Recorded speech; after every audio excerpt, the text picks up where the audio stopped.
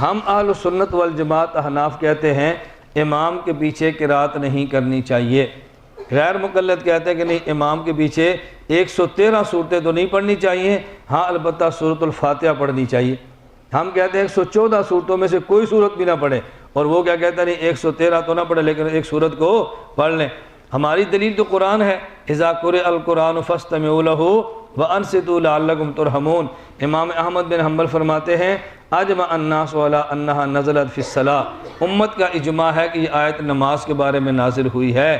جب امام قرآن پڑھے تو تم سنا کرو، امام قرآن پڑھے تو تم سنا کرو، اور یہ تو ہوگا فجر مغرب عشاء میں، اور جب امام قرآن پڑھے تمہیں امام کی آواز ہی نہیں تو پھر کیا کرو؟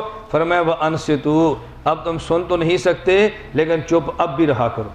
صاحب مدارک نے لکھا ہے نمازیں دو قسم کی ہیں، نمبر 1 جہری اور نمبر 2 سری۔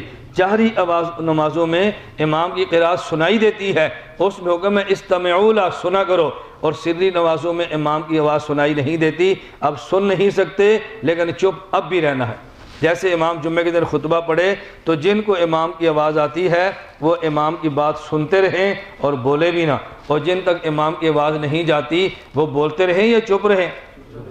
آپ انہیں یہ تو نہیں کہہ سکتے سنیں، وہاں تو آواز جا ہی نہیں رہی نا، تو جہاں تک خطبے کی آواز جاتی ہے ان کے ذمے سننا ہے، اور جہاں تک آواز نہیں جاتی وہ سن تو نہیں سکتے لیکن ان کے ذمے چپ رہنا ہے۔